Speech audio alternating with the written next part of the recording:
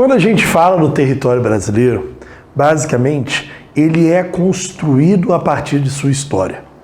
Quando a gente começa a pensar no território nacional, esse território nacional vai passar por uma série de transformações até chegar ao que nós temos hoje.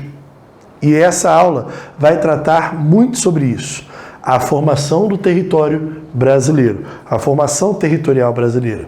Então, se prepara que a gente vai entender cada um desses pontos agora.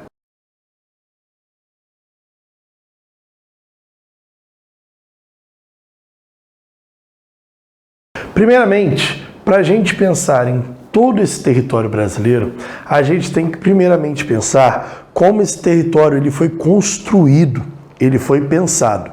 Então a gente já pode tentar entender que a gente está falando, provavelmente, a gente está pensando provavelmente em uma característica territorial que sai do mais antigo, por assim dizer, e vai para as características territoriais mais recentes. Então a gente vai entender um pouco mais sobre essa característica, o seu comportamento dentro do território, do período mais antigo até as características mais recentes. Então a gente pode entender que esse quadro ele faz uma passagem pelo tempo, por assim dizer.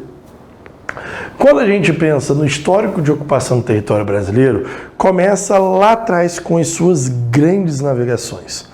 Quando aqui nós temos a chegada dos portugueses em território nacional, a gente já começa a visualizar, a ver que a entrada no território basicamente ficou totalmente restrita ao litoral. Por isso que hoje nós temos já o entendimento, fazendo a relação lá atrás com as grandes navegações, com o período atual, a gente já consegue visualizar que lá atrás a gente tinha uma ocupação restrita ao litoral e eu tenho muitas pessoas, principalmente presas a esse litoral, presa a esse espaçozinho aqui, ó, bonitinho. Por isso que grandes cidades estão justamente nas nossas áreas litorâneas. A gente também começa a entender que com as grandes navegações e a chegada dos portugueses no litoral, eles começam a adentrar essas áreas e ocupar todas essas áreas, porém com um certo desinteresse. Por quê? No mesmo tempo em que os portugueses chegam às terras brasileiras, ao mesmo tempo o comércio com o Oriente está a todo vapor. Eu estou falando de um comércio que tinha dado lucro a eles de quase 6.000%. Então eu estou falando de um comércio extremamente importante para o cenário principalmente aqui dos portugueses. Então, quando esses portugueses, principalmente, chegam ao território brasileiro, eles chegavam no lado ocidental, porém os seus olhos e seus bolsos estavam com o lado oriental, porque na compra de temperos, especiarias do lado oriental, eles estavam ganhando muito dinheiro. Logo que fundamentou-se todo esse processo, principalmente em algumas expedições iniciais para reconhecimento da terra, tentar entender qual era essa terra, fazer uma busca rápida de metais preciosos para ver se esses metais preciosos estavam justamente se ocupando em áreas aqui do litoral e também guardar a posse. Porque ao mesmo tempo que chegavam os portugueses, haviam interesses de franceses, haviam interesses de holandeses posteriormente em entrar e dominar esse território. Aqui, meus amados, nós temos o início desse histórico da ocupação humana se direcionando a todo esse território brasileiro. Claro que, se eu colocar essa linha aqui, e eu já coloquei inclusive, essa linha aqui, que é a minha linha vermelha, a gente a fundamenta aqui como a linha do Tratado de Tordesilhas. Essa linha do Tratado de Tordesilhas, ela é a linha que vai fundamentar o nosso primeiro tratado territorial do nosso território, né? Territorial do espaço brasileiro. E aí a gente fundamenta esse Tratado de Tordesilhas, ou esse tratado assinado em 1494, A partir da assinatura desse tratadozinho, o Tratado de Tordesilhas, a gente vai fundamentar o que era o território, português e o que era o território espanhol. Como assim? O território português era toda essa partezinha a leste, na porção oriental dessa linha, ficava o território português. Do lado ocidental, do lado a oeste, ao lado aqui à minha esquerda, vai ficar todo o espaço que pertence à Espanha. Nesse momento, meus amados, a gente só deveria ocupar esse espaçozinho aqui, que seria nada mais nada menos que 2,8 milhões de quilômetros quadrados. Aqui eu estou falando de uma divisão que era bem menor do que o Brasil que é hoje. Hoje nós temos um Brasil de 8,5 milhões de quilômetros quadrados.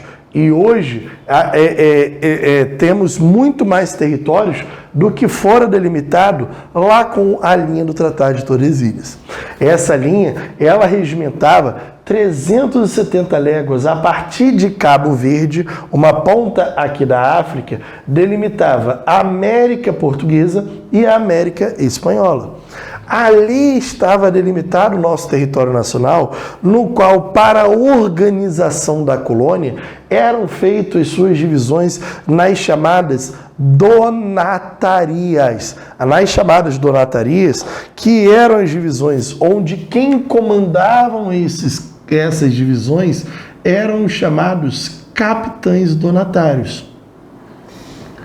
Os capitães donatários, eles eram responsáveis por administrar toda essa colônia.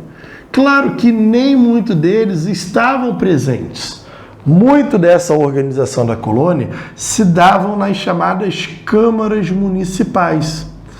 Essas câmaras municipais estavam justamente os chamados homens bons. Deixa eu colocar aqui embaixo. Estavam os chamados homens bons responsáveis por administrar toda essa minha colônia, fazer o regimento de toda essa minha colônia nas minhas câmaras municipais. Ali estava fundamentado um estilo de divisão territorial no qual formava-se sobre o Brasil um Brasil com poucas autonomias. O Brasil não tinha muitas autonomias territoriais nesse meu momento aqui, não. Eu tinha uma divisão territorial menos autônoma e muito do que era decidido pela colônia eram ordens que iam até Portugal. Então, algumas coisas a gente precisava enviar até Portugal, eles decidirem e depois voltarem. Isso não acontecia numa mensagem do WhatsApp.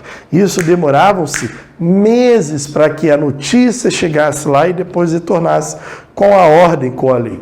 Então, a administração da colônia, ela era extremamente fragmentada, difícil nesse meu momento. É claro que muito daqueles portugueses que deveriam, descendentes portugueses, que deveriam estar presos à faixa portuguesa, começavam a se desmembrar. Começavam justamente a pensar em adentrar o território brasileiro. Sim, a ideia básica era fundamentar um território que ultrapassasse as linhas do Tratado de Tordesilhas. E aí começam as chamadas entradas no território. O que eram as chamadas entradas no território? As entradas no território eram nada mais, nada menos que uma série de expedições, sejam elas dos próprios estados ou privadas, que buscavam entrar no território na busca de metais preciosos, especiarias, entre outros. Vou comentar cada uma delas. Fica de boa aí. A primeira, nós vamos falar sobre as chamadas drogas do sertão. As drogas do sertão, que ocupavam trechos do Vale do Rio Amazonas, eram responsáveis principalmente na produção de temperos, na produção de especiarias, principalmente para abastecer parte da colônia e até de Portugal. Então, tanto jesuítas quanto indígenas se utilizavam do extrativismo da Amazônia, próximo ao rio, para pegar açaí, guaraná, pimenta, começavam a extrair algumas espécies vegetais, principalmente buscando uma economia e tentar adentrar essa região. Além do mais, eu falei um nome aqui muito importante, os chamados jesuítas. Eles não vêm apenas com essa ideia, não. Eles também vêm com a ideia da catequização de indígenas. Essa catequização de indígenas movia uma série de jesuítas a pensarem principalmente as suas entradas no território para as regiões amazônicas, visando atrair os indígenas para as regiões amazônicas no geral. Quer dizer, atrair os indígenas para a fé cristã. Então, tanto no sul do país quanto no Vale do Rio Amazonas, esses jesuítas começam a adentrar e criar as suas missões de ocupação do território e expansão da fé cristã. Ao mesmo tempo também, os portugueses estavam olhando muito sério, com um olhar mesmo, principalmente de guardar a posse do terreno contra possíveis invasões. Os franceses já tinham tentado invadir o Nordeste, tinham invadido parte do Sudeste, os holandeses já tinham invadido o Nordeste. Então, os portugueses, para tentar guardar a posse do território nacional, construíram uma série de fortificações nas áreas, principalmente do Nordeste. Óbvio que eu controlo esse Nordeste, porém, a Espanha, que deveria controlar esse outro lado, não controla muito bem. Então, eu tenho aqui as áreas da Guiana, que, por exemplo, foi invadido pela França, criando a chamada Guiana Francesa. O Suriname também tinha sido invadido pela Holanda. Então, havia um ar de temor com possíveis invasões, principalmente de holandeses e franceses, pelo interior brasileiro. Essa possível invasão de franceses e holandeses geravam-se uma preocupação enorme nos cenários, principalmente dos brasileiros, que os portugueses começam a construir uma série de fortificações militares nas regiões, principalmente do Vale do Rio Amazonas. Essas fortificações militares construídas no Vale do Rio Amazonas visava a proteção, principalmente contra a entrada de franceses e holandeses dentro do cenário brasileiro. Aliás, eu posso destacar com vocês também, fundamentalmente, a presença da nossa chamada pecuária. A nossa pecuária, produção principalmente de carne e proteína animal, a gente vai ter muito bem identificado nas proximidades dos rios. Isso mesmo, na proximidade dos rios, começa-se a ter uma série de currais visando a ocupação, principalmente produção de carne bovina. Amados, eu quero deixar destaque com vocês, dar o destaque com vocês que a pecuária, ela foi, de longe, depois da cana-de-açúcar, uma das economias mais importantes da nossa colônia, tá? Então, a pecuária, principalmente próxima aos rios, destaca-se do Rio São Francisco, o Rio da Integração Nacional, o Rio dos Currais, foi extremamente responsável pela ocupação no interior brasileiro. Vê se você entende aqui também. Além dos fortes, dos jesuítas, da pecuária, das drogas do sertão, também surgiam-se os bandeirantes. Os bandeirantes visando uma ocupação do território, visando principalmente capturar indígenas para trabalhar no Sudeste, já que o Sudeste não recebia tantos, como eu posso dizer, escravizados assim. Eles utilizavam desse Sudeste para adentrar o interior brasileiro, ocupar o interior brasileiro. No Nordeste eu também tive um bandeirantismo, mas na captura de negros escravizados fugitivos, e também no Sudeste eu tive um bandeirantismo para achar metais preciosos. Esse bandeirantismo, seja ele de captura de indígenas, de busca de metais preciosos, ou o chamado sertanismo de contrato, na procura de negros fugitivos escravizados, formam uma grande entrada no território, de ocupação no território brasileiro, na captura de indígenas e de negros escravizados. Amados, olha a cana-de-açúcar. A cana-de-açúcar, toda ela basicamente restrita ao litoral. Ué, mestre, então você estava jurando para mim que a cana-de-açúcar não foi responsável pela interiorização do Brasil? Não mesmo. A interiorização do Brasil foi responsável por essa galera aqui. E eu quero que vocês entendam o seguinte: essa interiorização do Brasil, ela foi fundamental para esse novo momento aqui, esse novo tratado que rompia com o Tratado de Tordesilhas, assinado em 1750, o chamado Tratado de Madrid.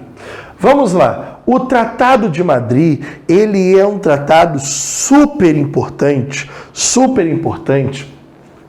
que ele vai ser assinado em 1750, sobre o contexto da mineração, com um grande responsável por todo esse processo, um rapaz chamado Marquês, um administrador da colônia, Marquês de Pombal. Vamos lá, vamos definir, e eu vou mostrar isso para vocês aqui de uma forma clara.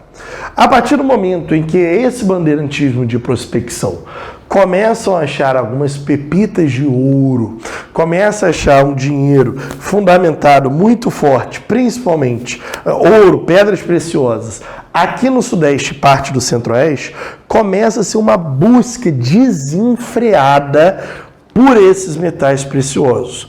Uma dessas buscas, a busca em si, já muda o eixo, ele muda o eixo econômico, basicamente, do Brasil. Esse eixo econômico do Brasil agora deixa de ser apenas o Nordeste brasileiro, fundamentado a partir da cana-de-açúcar, e eu já passo a visar, a respirar o Sudeste brasileiro, principalmente nas suas funções de portos de escoamento. Portos de escoamento que fundamentam, por exemplo, a cidade de Santos, Paraty e a do Rio de Janeiro em si. Amados, eu quero que vocês entendam a seguinte lógica aqui comigo. Essa saída do eixo econômico muda, por exemplo, a capital do Brasil, de Salvador, para o Rio de Janeiro. Já tem uma mudança muito clara dentro desse sentido. E, ao mesmo tempo, eu tenho uma expansão no território. Aí você vai falar, mas por que aconteceu essa expansão no território? Vamos lá. Quando a Espanha olha para esse território e fala, peraí, há espaços que pertence até a gente aqui. Então, peraí, Portugal, você está ocupando áreas que são áreas espanholas, Portugal. Então, faz o seguinte, retira essa tua galera, que é da área espanhola, e joga toda essa galera para a área portuguesa, porque essa área não pertence a vocês. Portugal olha no fundo da Espanha e fala, não. Você não ligou para essas terras durante 200 anos. A gente foi ocupando.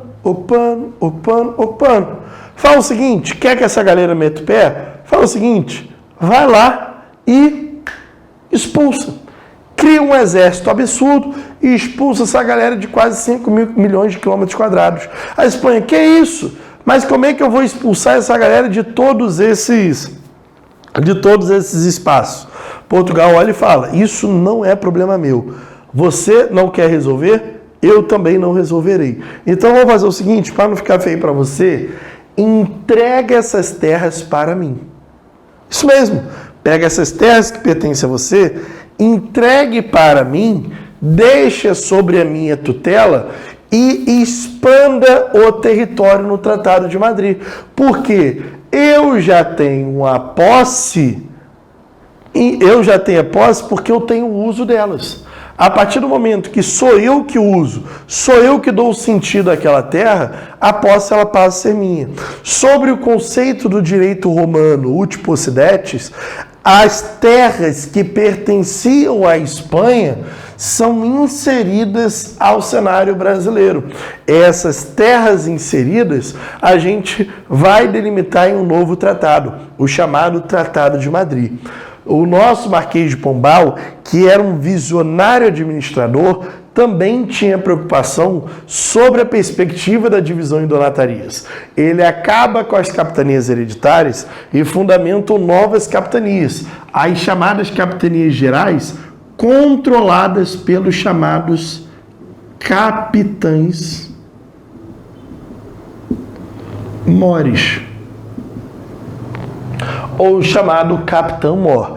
Se liga que essa capitania geral, ela também poderia controlar uma outra capitania, que eram as capitanias subordinadas, tá?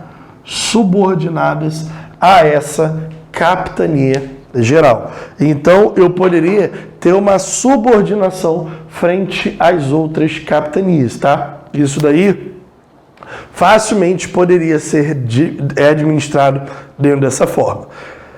Então, eu tinha uma nova divisão que agora eram chamadas divisões das capitanias gerais e das capitanias subordinadas. Aqui a gente fundamenta um novo tratado que é o chamado Tratado de Madrid. Claro que se você for para a história, os tratados territoriais são muito maiores, muito mais extensos do que isso. A gente vai focar não apenas em todos os tratados, a gente vai focar em alguns. E um desses tratados que eu quero dialogar com vocês é esse tratado aqui, chamado Tratado de Petrópolis. Vamos lá. O Tratado de Petrópolis, ele já é assinado em 1903. O Brasil já era uma república gigante, já tinha seus poderes muito bem instituídos. Mas o que nós vamos ter no Tratado de 1903? Primeiramente, aqui, meus amados, eu estou falando do início do século XX. O início do século XX tinha sido tomado, achado, principalmente administrado por todo mundo pela forte presença, principalmente do látex. Amados, segunda Revolução Industrial. Segunda Revolução Industrial é carro. Carro depende de pneu. Pneu depende de borracha. Borracha tem a matéria-prima látex. Os locais onde mais tinham látex no mundo, esses locais começaram a ganhar muito dinheiro. No Brasil, nós tínhamos a maior concentração de seringueiras. Seringueiras eram as árvores que davam o chamado látex. Quando eu tenho a maior concentração de seringueiras na região amazônica, começa uma busca desenfreada por esse látex. Obviamente, dentro dessa busca, a gente vai ter o território, principalmente da Bolívia. Bolívia e Peru tinham grande parte dessas seringueiras que ficavam nessas matas, né, as chamadas matas de várzea. Nessas seringueiras, eu tinha vários brasileiros em terras bolivianas. Isso mesmo, olha que você vergonha isso. Em terras bolivianas, pegando um monte de látex da Bolívia e levando para o Brasil e vendendo no Brasil. Isso tem nome, pirataria. A Bolívia começa a ameaçar os brasileiros e prometer, literalmente, matar os brasileiros que estivessem retirando látex da Bolívia. O nosso ministro de Relações Exteriores, chamado Barão de Rio Branco, ele organiza um processo, principalmente a respeito desse Tratado de Petrópolis aqui, e fundamenta nada mais, nada menos que a compra do Tratado de Petrópolis. Amados, alguns casos a gente conseguiu dialogar, como o caso do Tratado de Petrópolis. A gente faz o tratado e ainda se compromete a anexar o território e construir uma ferrovia, chamada Ferrovia Madeira-Mamoré. Porém, em outros casos, a gente não consegue conversar. E em outros casos, eu posso delimitar aqui para vocês o nosso querido ministro de Relações Exteriores teve que utilizar os chamados arbitrariamentos internacionais. Deixa eu dar uma leve apagadinha aqui, ó, e colocar numa outra partezinha aqui. Deixa eu colocar aqui, ó, outros casos. A gente teve que utilizar o chamado arbitrariamento internacional.